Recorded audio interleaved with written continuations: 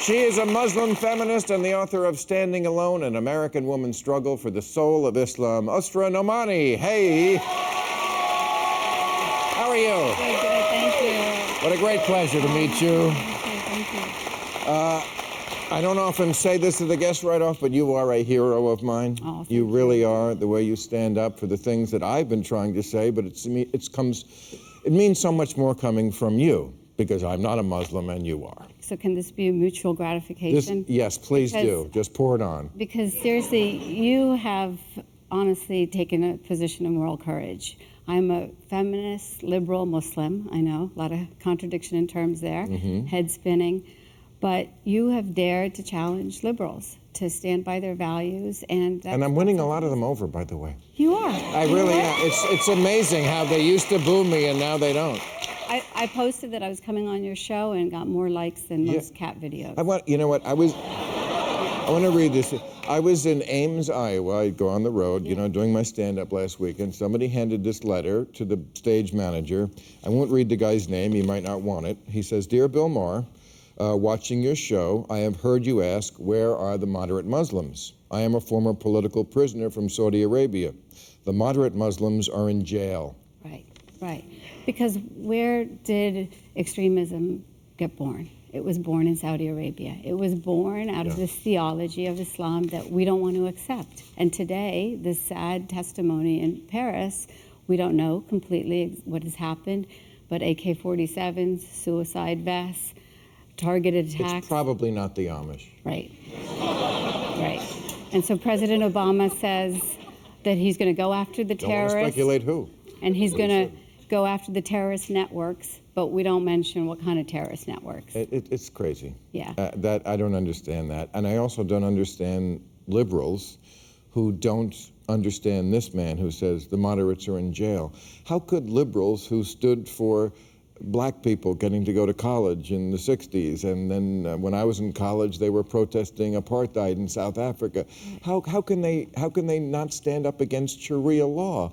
Yeah. Which is the law in so many Muslim countries, which is a law of oppression. Yeah, I don't understand it either, but what I have figured out is that they run scared.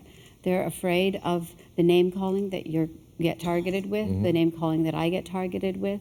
They don't want to look bad. They don't want to act like they are intolerant of a minority community. But at the end of the day, they are on the side of the progressive Muslims, the people who believe in sexism and bigotry. They're on the wrong side. It must be even more frustrating for you, because for someone to shout you down, you've lived this life. Yeah. You've actually borne the pain. I mean, let's get a little into your story. You were born in India. You lived in Pakistan. You were with a boyfriend there. Yeah. You got pregnant out of wedlock, and he left you. Yeah. Because, why? Because they always blame the woman. Yeah, well, the man can go. The woman is left with the evidence of the crime of having had the sex. The crime. Yeah, I was in Pakistan after September 11th to cover the war there, and I fell in love. Took too seriously the make love not war patch of my youth. Yeah. Yes. And then I learned I was pregnant, and I learned I was pregnant 4 weeks into this other horrible moment that had happened when my colleague from the Wall Street Journal left a home that I had rented in Karachi, Pakistan, never to return. Daniel Pearl. Danny Pearl. You were the last person to talk to him, right? Yeah, and Danny, I waved goodbye to him. I said, "See you later, buddy," and he didn't come back. I learned later that the men who had killed him had done so in the name of Islam. They had beheaded him, as you know. They had wiped then the floor of the blood from his murder and then laid down their prayer rugs, as if they had divine ordination for what they had just done. Well, that's my problem with religion. One of them is that they take something horrific and make it something sacred.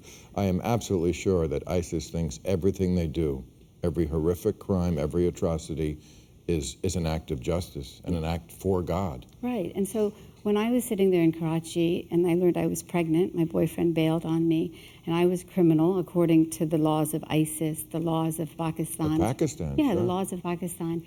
And, you know, I had this existential moment of the kind that you talk about all the time. Why bother? You know, where is any good in all of this? And for me, I didn't have the courage to tell my father, of course. He's the patriarch in my family. Of course. So my mom took him out to dinner, which she's never done in her life. And they went to the Crab Shack in Morgantown, West Virginia. And I got an email, and he said, Allah is Rahman, Allah is Rahim. So I know your Arabic's not so great, but that means... I know Yalla. Yes, yes. But that means God is beneficent, God is merciful.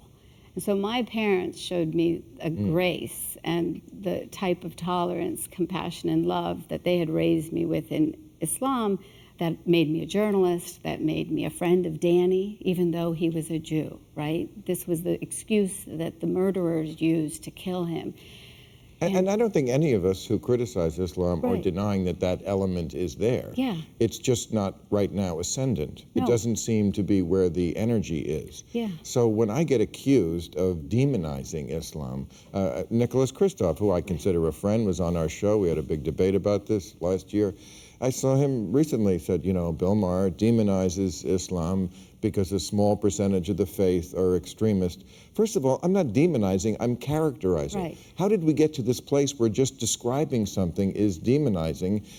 And I'm not so sure it's a very small percentage. Maybe it's a small percentage who carry out terrorist acts, but it's not a small percentage, right, who believe in some of the illiberal ideas that support terrorists. Right, because ultimately, I don't even believe that a woman should get less inheritance than a brother, right? But ultimately, what has happened is that the reporting that I've done is that there is this entire network of bloggers, activists, academics who are from the largest national Muslim organizations like this Council on American Islamic Relations, the highest places in the ivory towers of America, like Georgetown University and UC Berkeley, a favorite of yours, I know. Where I was invited and disinvited just the way you were invited and disinvited. Right. And what has happened is that I call them the honor brigade, and what they do is they smear somebody like you, somebody like me, for being witness to truth. Because ultimately the truth frightens them. The liberals get on board. And unfortunately, you've had the deniers and the deflectors on board. And then you've had Sam Harris, Majid Nawaz, Ayan Hirsi Ali, Irshad Manji, and now the honor brigade comes after me because I'm on with you also. That's just crazy. I mean, I find it a badge of honor to be disinvited, by the way. Yes, and that's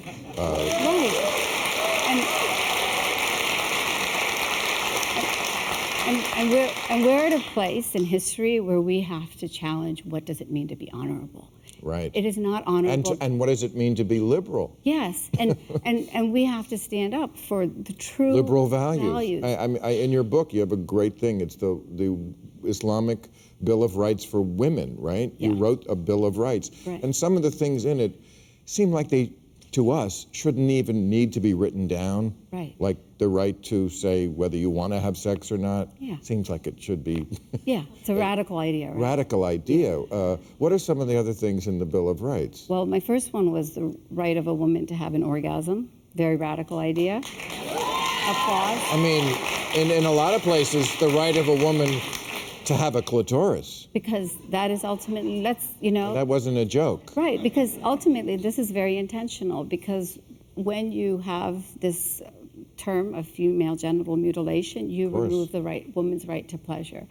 So there's the right of a woman to say no, because there is this idea that the angels will curse a woman till morning if she denies her husband sex.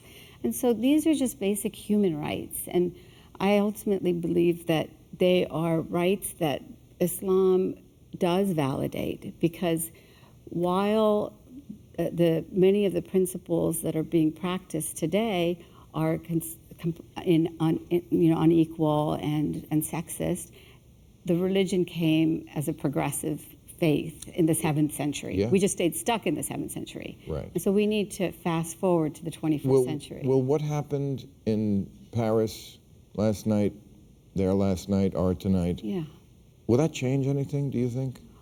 My mother says that it's almost like the world needs so much blood to be spilled to wake up. And what I say is just what you're saying, is wake up.